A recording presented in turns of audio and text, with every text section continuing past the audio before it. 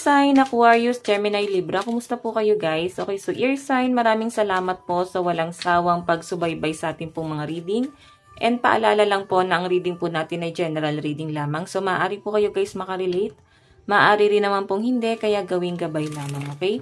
So ear sign, Aquarius, Gemini, Libra. Gabay kapalaran mo. Titignan po natin. Ear sign, Aquarius, Gemini, Libra. Gabay kapalaran po.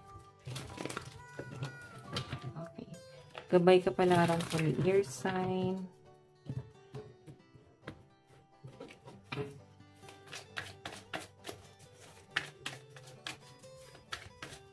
So guys, meron tayong marriage.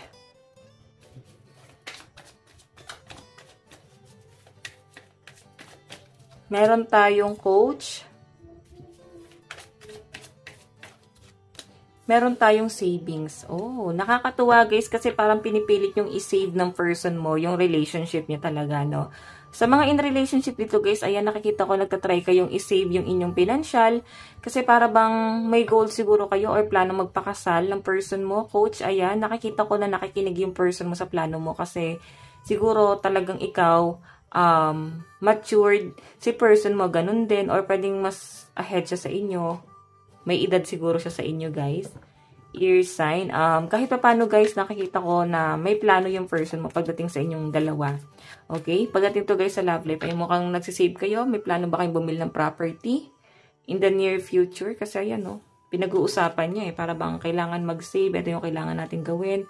Mag-ipon na tayo para sa sarili natin, para sa future. Kanya, napakaganda, guys, ang nakikita ko. Kasi itong relationship na to, napag-uusapan po siya. Okay? So, tingnan pa natin, guys.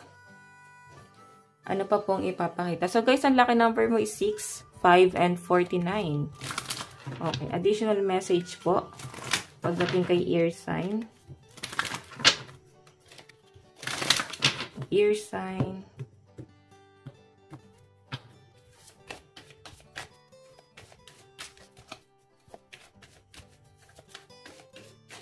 Meron po tayong Go Wild. Meron tayong Detoxify. Meron tayong Think It Through. Okay, usog lang natin to guys. Ayan.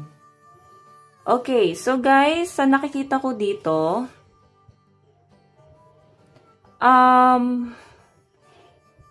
umaalis kayo sa issue. Parang wala na kayong pakialam sa issue ng dito sa Pilipinas. Focus na lang talaga kayo guys sa positibo. Or pwedeng focus na lang talaga kayo sa sarili nyo. Nawawala na kayo guys ng pakialam. Ayun na parang kung ano man ang gulo, bahala na kayo. Focus muna ako sa sarili ko. Or pwedeng kung anong gulo ng kapitbahay nyo. Or kung sino man guys na nagkakaroon ng issue rito. Hindi nyo na guys yung pinagtutunan ng pansin. Ang concern na lang talaga ng mga ear sign dito is maaaring yung family. Okay? And nakikita ko na may katahimikan ka rito, na nanahimik ang mga ear sign. Siguro ayaw mong may malaman pa sila, or pwedeng ikaw ay nandun sa parang private life, no? Okay? Nagpapaka-misteryoso ang mga ear sign ngayon. Hindi rin kayo guys ganun pala post. Ayan kasi nandito yung detoxify. So I think nagsa-social media detox ka muna, no? Ayaw masyadong magpo-post sa social media.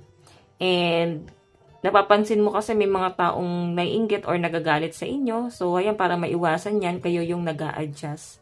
Okay, so, yung iba sa inyo guys, pwedeng gumagawa ka ng dummy account. Pwedeng ayaw mong direct i-post yung mga achievement mo sa main account mo. Pwedeng lahat ng hinanakit mo is doon sa dummy account, guys, i-share, no? And yun yung nakikita ko sa inyo. Or pwedeng meron kang iniiwasa sa social media na nakaka-stress. Okay? So, tignan pa natin pagdating sa love life mo, guys. So, yun guys, possible na ang kadil nyo is Leo, Taurus, and Gemini. Okay. Pagdating sa love life,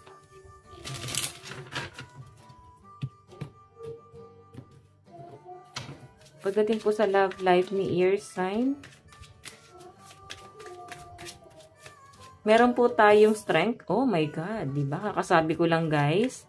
Napakaganda ng ano nyo, ng love story nyo ni person. Kumbaga, sabihin na natin marami kayong pinagdaanan. Hindi naman guys perfect yung relationship, no? And yun din ang nakikita ko, nagkaroon din kayo guys ng ups and down. May, ano naman guys, may napupundar naman kayo kahit paano ni person. Siguro si person mo guys, ang responsibility niya rin guys, dun sa mga naiwan niya sa family niya guys, is para bang iniisip niya pa rin yung responsibility niya sa pamilya. So, I think, ikaw, dumedepende ka din talaga sa kanya. Okay? So, strength, ayan, kailangan mo ng mahabang pasensya dito sa relasyon na to, guys. O, diba? 4 of Wands is marriage. Ibig sabihin, sinisave siya, guys. Hindi rin guys naging maganda, kagaya na sabi ko, may ups and down pa rin, nakaka-stress. Pero ang nakakatuwa, guys, ngayon, sinisave nyo. Okay? Hindi siguro madali sa mga years sa inyo nangyayari. Pwedeng, may mga masasakit siyang ginawa sa inyo. Nahirapan din kayo guys magtiwala. Okay? Or yung iba sa inyo guys na single dito, nakikita ko kasi guys may past person na involved dito. So, nakikita ko na parang wag niya susukuan or dapat hindi siya susuko dito kasi pwedeng tinitignan, no? Kung hanggang saan tatagal yung isang tao na yan. Maaring may nagawa siya sa inyo, guys, na masakit, hindi katanggap-tanggap, abandonment, or pwedeng hindi kanya pinakinggan kasi yung pera niya, guys, ay inilaan niya sa ibang bagay. Pinagdamutan ka ata ng person mo.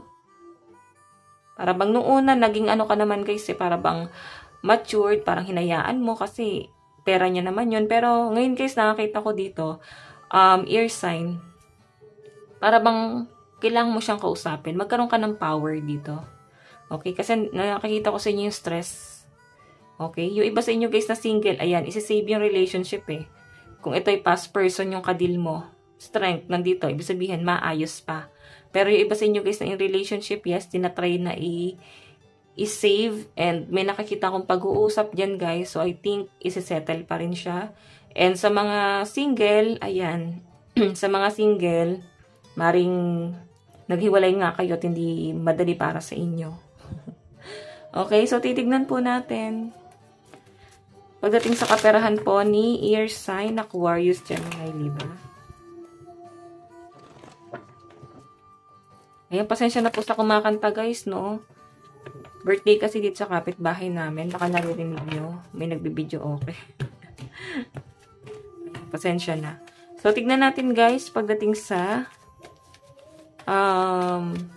kaperahan mo. Kaperahan po ni Air Sign. Meron tayong Judgment.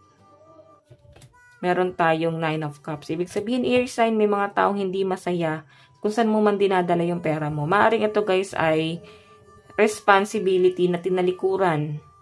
Or iniwan mo kasi wala ka naman talaga responsibility sa kanila. So, nakikita ko guys yung pagiging isip bata or pagdedemand nila dito na para bang responsibilidad mo sila guys. So, 9 of Cups, ibig sabihin, may dinedemand. So, Hierophant, ikaw focus ka sa sarili mo. Hindi mo sila guys kailangan isipin ng isipin. Kasi hindi mo sila guys responsibility. Pwedeng sila pa yung galit. Ayan o. Para bang, alam mo yun, yung tulong. May tulong dito. Pero yun nga guys, sa pinapakita sa akin. Yung tulong na yun hindi direct sa kanya. Pwedeng tulong sa ibang bagay. Okay, hindi na pera. Pwedeng natauhan na yung iba sa inyo guys. Tignan po natin guys ang inyong advice. Meron po tayong kindship, teamwork, connection, sharing, and supporting. So, I think yung iba sa inyo, marami talagang naniniwala sa inyo. Marami kang nagiging kakampi ngayon. Napakaganda guys ng card. Marami kang kakampi rito. So guys, ito lang naman po ang inyong daily gabay hanggang sa muli. God bless and love you. Thank you.